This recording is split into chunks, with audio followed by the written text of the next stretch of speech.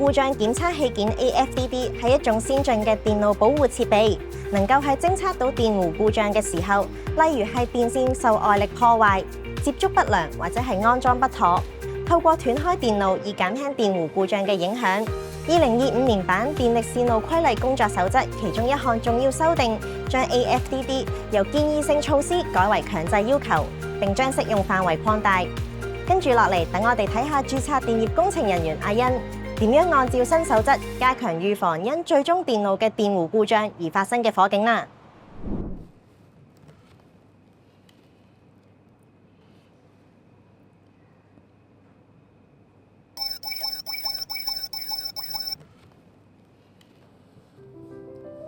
電弧故障檢測器件 AFDD 由建議性措施提升為強制要求。在供電與插座，且額定值不超越32安培的單上最終電路，須設置符合 IEC 606或等效規定的電弧故障檢測器件。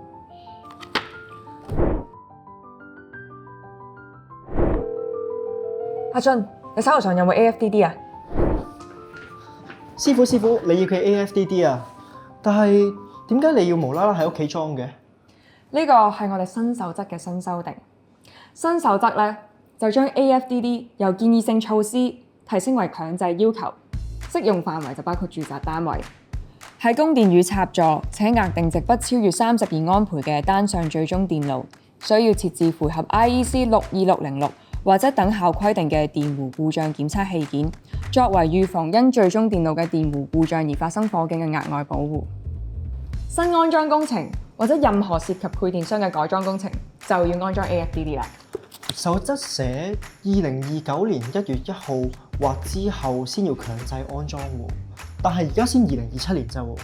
我個插咗電路咧早2日壞咗，咁就要喺配電箱度整，橫掂都係要做啦。咁就不如提早升級電力安全啦。REC， 師傅，你要申請 REC 啊？你要做老闆啊？係，我發現呢行咧係長期需求，唔易被取代。由普通住宅、商廈到數據中心，所有嘅電力工程都要由 REC 同 REW 負責。所以我想建立一間屬於自己嘅公司。阿俊，到時有冇興趣過嚟幫手啊？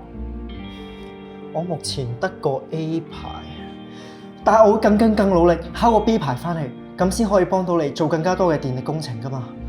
師傅，既然你要做老闆，我又冇咩貴重嘢可以送到俾你，呢度交俾我，就當係我送俾你嘅禮物。老豆，你睇到嘛？電力安全嘅種子已經傳承落去。只要我哋守住呢份專業，就冇嘢可以取代到我哋。機電工程署喺2024年檢討電力線路規例工作守則嘅時候，成立工作小組，以搜集各電業界持份者嘅意見。工作小組由多個業界組織、專業團體、學術機構、電力公司同政府部門嘅代表組成，負責檢視最新嘅國際安全標準、行業現行做法同創新技術，並提出修訂建議。內容涵蓋家居安全、作業安全及創新技術等多方面，以確保香港電力安全維持喺高水平。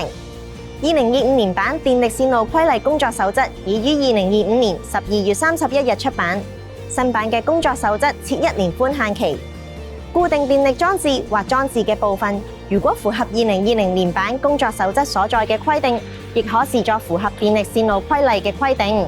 但有關裝置或部分必須喺2026年12月31日或之前完成及連接電力供應。